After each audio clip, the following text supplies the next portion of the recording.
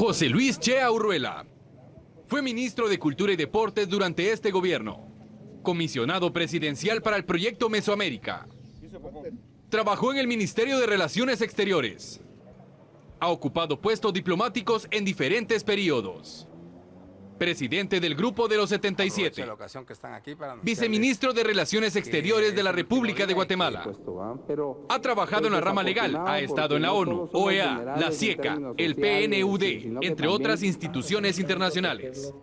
Ha sido columnista y colaborador de los diarios Prensa Libre y El Periódico. También representante de Guatemala en actividades internacionales. Habla 3 idiomas. Él es José Luis Chea Urruela y hoy está en Hechos con Ana Lucía Mazariegos. Que es el último día y que Bueno, ya escuchó usted, José Luis Chea nos acompaña en esta noche para poder conversar de su plan de gobierno. Rápidamente le explicamos, como siempre, la dinámica que hemos venido manejando en este segmento de las entrevistas con todos los candidatos a la presidencia con el fin de cumplir con el principio de igualdad. Tendremos un primer segmento en donde hablaremos de su plan de gobierno y de diferentes políticas que pretende emplear para luego adentrarnos en un segmento de preguntas rápidas y posturas con respecto a varios temas de coyuntura nacional y luego presentaremos las preguntas que ustedes nos hacen a través de nuestras redes sociales, así que todavía está tiempo para participar con nosotros. José Luis Chea, bienvenido. Gracias por estar con nosotros. Amable. Vamos a iniciar con este primer esbozo de su plan de gobierno que usted nos puede realizar. Tiene 3 minutos para ello. Bien, muchas gracias. Nuestro plan de gobierno es muy sencillo. Yo creo que todos los programas han estado enfocados a escuchar a cada candidato y cuál es su plan de gobierno. Básicamente usted va a escuchar de la mayoría de candidatos lo mismo, porque realmente las necesidades son las mismas. Nosotros en este contexto nos vamos a ubicar obviamente en el tema del empleo, cómo incrementar el empleo, en los temas de salud, educación, seguridad a través del Ministerio de Gobernación e infraestructura. Y un sexto elemento que yo sí quiero añadir que es diferente es el tema de cultura. Creo que la inversión en cultura tiene que ser muy grande. Creo que la raíz fundamental de lo que está pasando es un tema cultural, histórico, y realmente mientras nosotros no invirtamos en la cultura del país, pues cada 4 años vamos a estar con lo mismo, porque el problema fundamental no es que yo le presente un plan de gobierno u otro candidato. El tema fundamental es quién lo puede hacer realidad y cómo. Ok, bueno, adentrémonos justamente en estos pilares de los cuales usted habla en su plan de gobierno. Hay que decirlo, al leerlo observaba que pues presenta metas, el área de financiamiento y diferentes otros elementos relacionados a qué instituciones estarían involucradas en varios de los temas. Iniciemos hablando del tema del crecimiento económico y la generación de empleo. Usted plantea algunas industrias como incipientes o las que recibirían más apoyo de parte de la estructura de su gobierno y también otras 2 que estaría creando. Hablemos en principio de este primer segmento, de aquellas que apoyaría. ¿Por qué ha seleccionado las que presentaba? Las he seleccionado porque creo que son novedosas y creo que son factibles. Cuando se habla de empleo, aquí estamos hablando de una tasa de desempleo informal alrededor del 70%, pero si se da cuenta usted, en la actualidad se están generando alrededor de 20,000 empleos anuales y la brecha entre lo que se necesita de empleo y lo que estamos generando es de más de 500,000. La responsabilidad de generar empleo no es del Estado, la responsabilidad de generar empleo es del sector privado y el Estado tiene que ser el facilitador de la misma. Yo creo que apoyando los sectores tradicionales es factible darle la posibilidad que ellos lo generen. ¿Cuáles serían esos sectores tradicionales de los que usted habla? Tenemos manufactura, minería, hidrocarburos, los sectores textiles, el sector forestal, pero yo creo que nos podemos apartar un poco de eso. Y a mí me interesan 2 temas fundamentales. Hay uno, el de energías limpias, que es el futuro, que consumen menos, son más amigables con el medio ambiente y al final bajan los precios. Y la economía naranja. Esto lo digo porque la economía naranja en la actualidad, según las cuentas satélites de la Banca Central, aportan entre el 5 y el 7% del Producto Interno Bruto. ¿Qué es la economía naranja? Es el reconocimiento y el aporte que el talento de los artistas, de las industrias de tecnología, cine, teatro, las expresiones culturales hacen al PIB. Yo creo que ahí podemos generar una enorme oportunidad de trabajo. Es novedoso, Colombia lo implementa con un gran éxito y creo que ahí podemos avanzar muchísimo. Pero tenemos que ser realistas. Generar empleos implica tener un Estado de Derecho, es decir, parejo para todos. Ser competitivos implica una buena infraestructura, una autopista digital, reglas claras para todos, capacidad de negociación, y en eso estaríamos. Entendemos la desesperación, porque es una desesperación y una angustia de los que no tienen empleo o no tienen un empleo formal.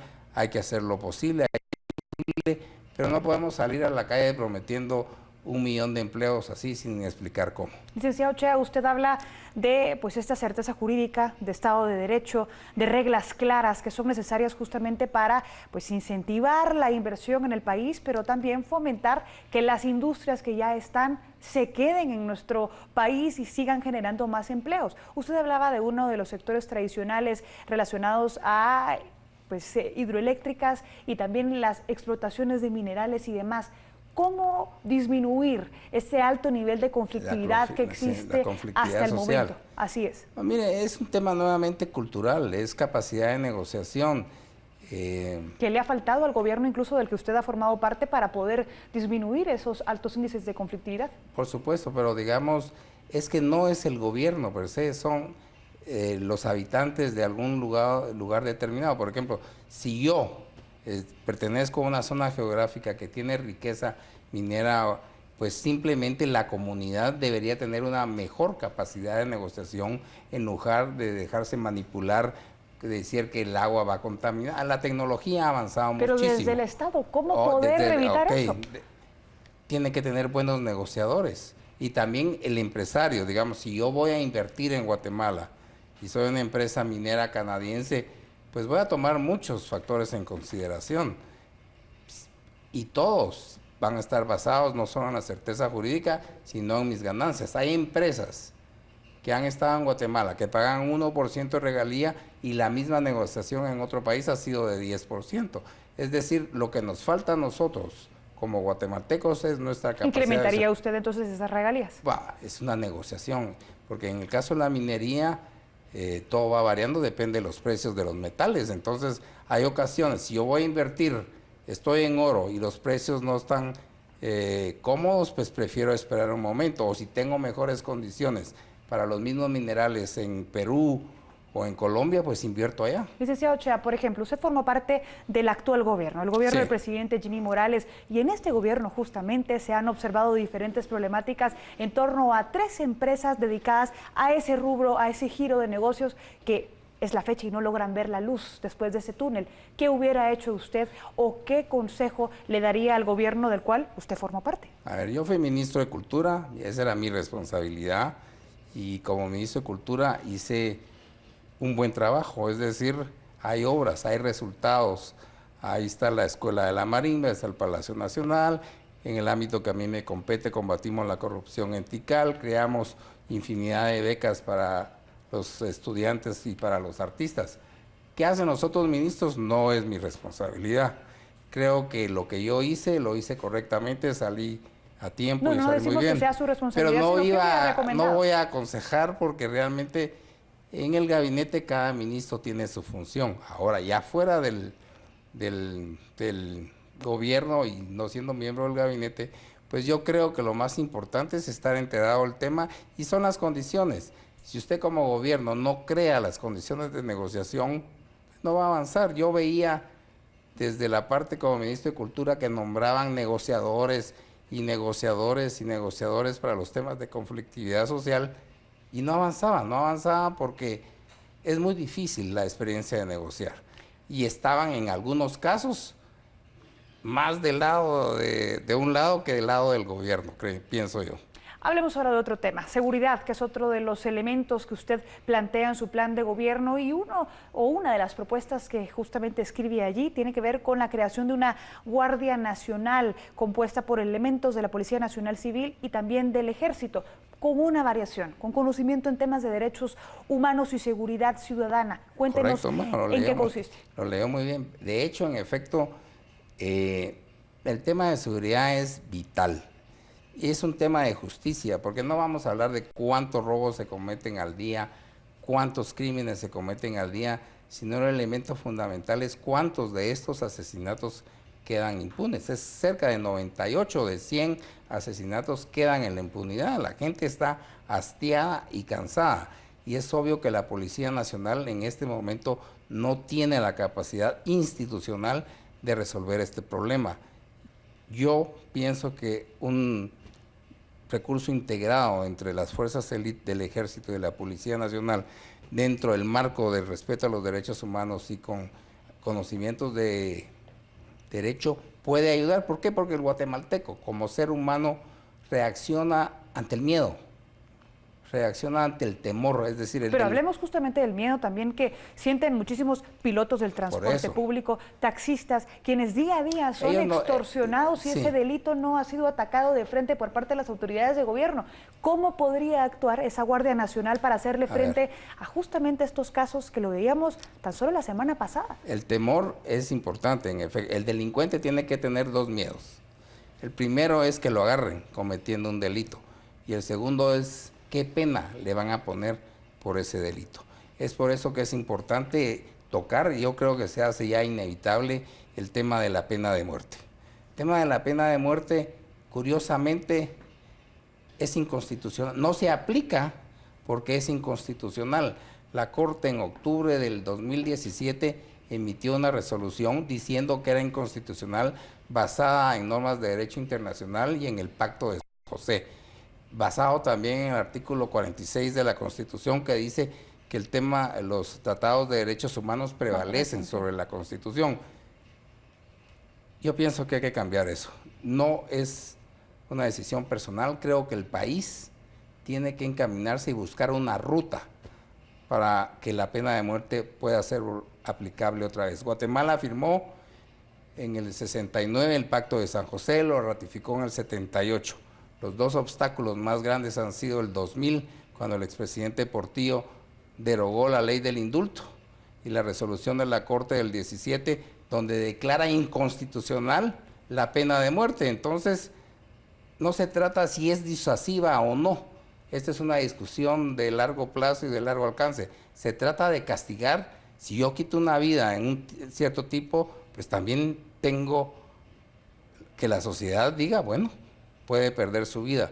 La solución está, y no está en mí, en discutir eventualmente la denuncia parcial del Pacto de San José y ver de qué manera, ya lo han hecho otros países y en efecto Cuba no es signataria de este pacto, tampoco los Estados Unidos. Creo que tenemos que regresar a un castigo ejemplar, porque es la única manera de que el ciudadano común y corriente deje de tener miedo. Lo que usted vio en el Naranjo es la exacerbación del miedo y la desesperación del ciudadano común y corriente, del que trabaja, de que la justicia no opera. Bueno, momento de hacer una pausa, pero quédese con nosotros porque al regresar estaremos hablando justamente de otras reformas al sector justicia que también contempla el licenciado Chea y también nuestro segmento de las preguntas rápidas. Ya volvemos.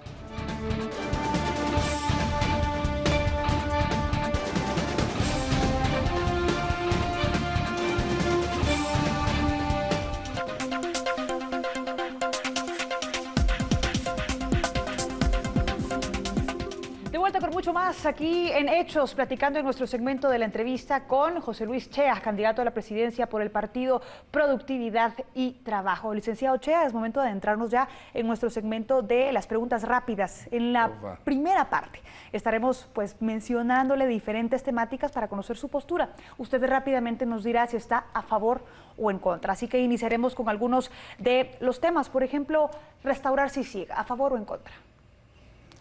La palabra correcta no es restaurar, pero sí creo que hay que recrear un mecanismo similar. Ok. Aborto, ¿a favor o en contra? En contra.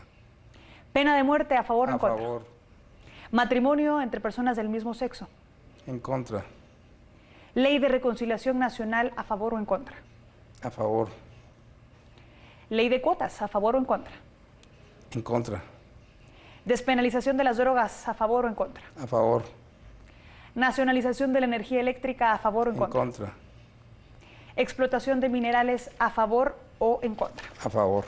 Perfecto. Ahora es momento de entrarnos ya en nuestro otro segmento que tiene que ver con el de la primera palabra. Yo le haré mención de algunas personas o bien de instituciones y usted me dirá la primera palabra que le viene a la mente. Así que iniciaremos con ¿cuál es su principal virtud? Perseverancia. Su principal defecto. Poca paciencia. Tribunal Supremo Electoral.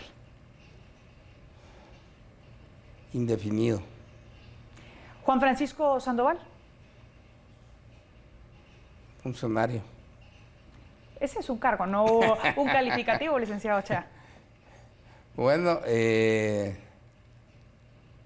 problemas. Ok. Ágata Ruiz de la Prada. Pariente que me atribuyen lejanísima. Corte de Constitucionalidad. Extralimitada en sus funciones. Sí. Igual, extralimitada, burocratizada, politizada e ideologizada. Telma Aldana. El que a derecho mata, a derecho muere. Jimmy Morales. Presidente saliente. Ese no es un calificativo tampoco, licenciado Chea. Sobre todo si usted formó parte de su gobierno, debería de tener un mejor calificativo hacia él. Yo creo que formar parte de un gobierno es hacer su trabajo con responsabilidad. Creo que... Una sola palabra, licenciado Chea. Jimmy Morales. Falta de experiencia. Estuardo Galdames. Caibil. Sandra Torres. Perseverante. De sus opositores políticos, ¿a quién nunca incluiría en su gabinete de gobierno?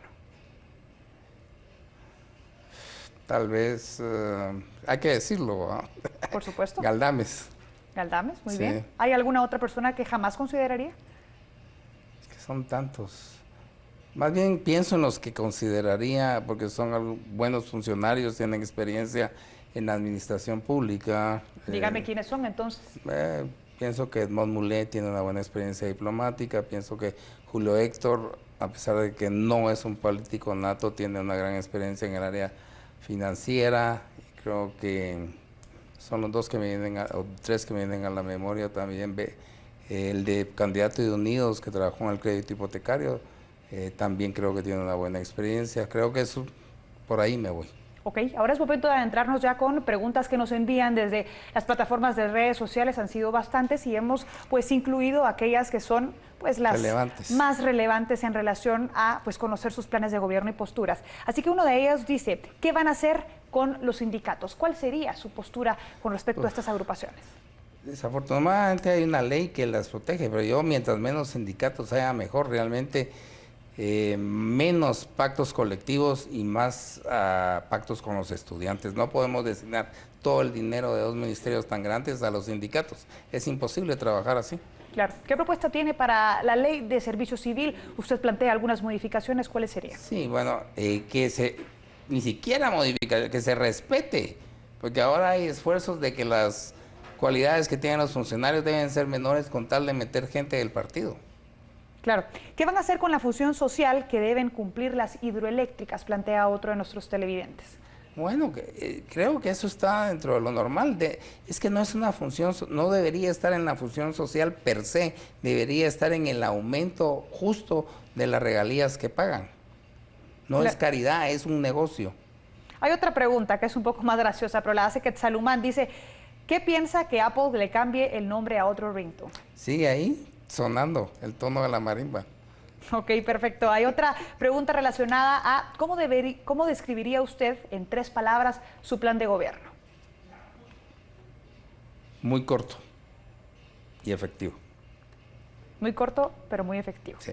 Hay otra pregunta relacionada justamente a la equidad para poder participar en relación a los candidatos en esta contienda electoral. ¿Realmente usted considera que tiene las mismas posibilidades que cualquier otro candidato bajo las normas que ahora imperan en este proceso electoral? No, desafortunadamente no, por razones de lo corto del tiempo, la parte estructural que a usted le permite hacer un partido y sobre todo el conocimiento. Los candidatos que van punteando en las encuestas pues han participado varias veces, pero creo que es un ejercicio cívico que hay que hacer, porque creo, y ese es mi comentario, que todo lo que está haciendo la prensa tanto ustedes como la prensa escrita, que son cuestionarios que giran alrededor del programa de gobierno, pero esos son respuestas que tienen que tener los ministros. Creo que lo que deberían sacar estos programas es quién realmente tiene la capacidad de hacer lo que está diciendo, porque hablar es muy fácil, pero quién tiene ejecutorias, quién conoce las entrañas del Estado, quién tiene la preparación económica, quién tiene la trayectoria. Eso es importante. Y eso me lleva a preguntarle algo realmente importante también, licenciado Chea, y que todos se abstienen de preguntar y nos hace pensar a la prensa y a la ciudadanía guatemalteca dos opciones. Uno, que no lo quieren compartir, o dos, no tienen idea todavía de quiénes podrían formar parte de su gabinete de gobierno. ¿Quiénes serían los que conformarían parte de su gabinete? ¿Quién sería su ministro de Gobernación, por ejemplo, y su secretario general en otra instancia? Mire, le voy a decir, no es que no hayan, pero la gente no acepta dar sus nombres. ¿Por qué? Porque está esperando quién gane. Es decir, yo no voy a arriesgar mi nombre, es lo que piensa la Camaradería de Guatemaltecos, para que mencione mi nombre como canciller, digamos, que es un área que yo conozco. Dígame usted entonces, ¿a quién consideraría un buen perfil para, bueno, por ejemplo, esa cartera? No, hay varios. Yo consideraría, por ejemplo, que Mulet, si no gana, es un buen candidato. Nuestro embajador en Nueva York, Skinner Klee, es otro excelente candidato, es de la casa, y así hay 2, 13 embajadores de primera calidad que tienen la experiencia, porque ese es un tema que no mencioné. La política exterior también tiene que tener más fuerza, es decir, lo que nosotros merecemos es respeto, no risa. Y en otras carteras, por ejemplo, la cartera de Gobernación, insisto en ella porque justamente usted habla mucho del tema de seguridad, pero ¿quién sería esa persona encargada de ejecutar las propuestas que usted plantea? Yo no le he preguntado, pero alguien que creo que conoce el tema y que a mí me parecería que haría un gran trabajo porque sí conoce el tema, por ejemplo, entre otras, es Emilio Pacheco, por ejemplo. Claro. Para ir terminando, hay muchas personas que consideran que este proceso electoral genera muchísima incertidumbre y que a su vez pues no genera esa misma posibilidad de participación para todos los candidatos. ¿Cuál es la estrategia que usted tiene para utilizar los pocos recursos y lo que le permite la ley electoral y de partidos políticos para uno dar a conocer su nombre, su partido, sí, pero también su plan de gobierno? Bueno, esta es la estrategia definitivamente para nosotros. Las invitaciones que nos hacen los medios, la utilización de nuestro propio Twitter y Facebook son básicamente los componentes esenciales. No nos va a dar tiempo y quiero aprovechar, si ese es el margen de tiempo que me queda, no me va a dar tiempo como candidato presidencial a visitar todo el país. El partido no tiene la estructura más grande.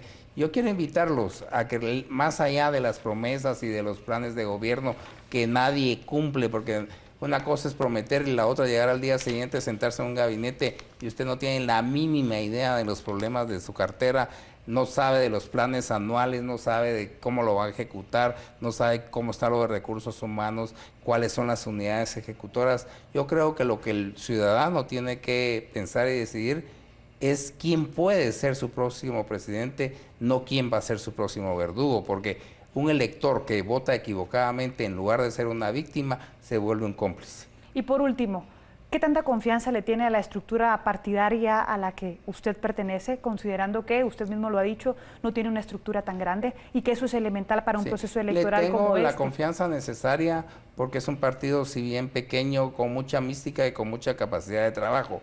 No tienen la cobertura nacional. Eso es lo que yo tengo que hacer a través de estos medios y del mensaje que podemos mandar. Creo que hay una oportunidad realmente para que la gente, para el ciudadano que piensa, que analiza su voto, pueda comparar y elegir. Es decir, yo puedo venir aquí y hablar maravillas, pero la pregunta que yo me hago con ciudadano que estoy viendo al candidato, digo, ¿podrá hacerlo sí o no? ¿Qué experiencia tiene? ¿Qué trayectoria tiene? ¿Tiene el carácter? ¿Tiene la experiencia? ¿Está dispuesto a hacerlo? Yo no soy un candidato gremial. A mí la campaña no me la está financiando ni pagando un determinado sector. Estamos pagando entre toda la gente del partido. Eso me da ¿Están dispuestos justamente a abrir y publicitar quiénes son las personas que están colaborando financieramente? Por supuesto, porque la ley nos obliga. Pero lo que le quiero decir con esto es que tenemos mucho mayor libertad de elegir a los ministros, a los viceministros y a los directores. No nos los están imponiendo con un fin determinado. Momento de ya presentar su conclusión. ¿De qué manera quisiera usted dirigirse ahora a la audiencia de TV Azteca Guate? Bueno, quiero agradecerle a la audiencia de TV Azteca esta oportunidad de poder dirigirme a ellos y decirles, piénsenlo, comparen y elijan. Yo no estoy para imaginarme el futuro, creo que soy de los pocos que está en capacidad de construirlo. Excelente, muchísimas gracias al licenciado José Luis Chea del Partido Productividad y Trabajo, candidato a la presidencia por esa misma organización política. Hemos concluido una entrevista más de otro candidato a la presidencia. El próximo lunes estaremos platicando con otro candidato, ya se enterará usted quién será, y el próximo jueves y viernes también son los 3 días destinados para esta clase de espacios. Soy Ana Lucía Mazariegos, ha sido un verdadero privilegio acompañarle, le deseamos un excelente fin de semana. Lo dejamos ahora con el resumen de las noticias.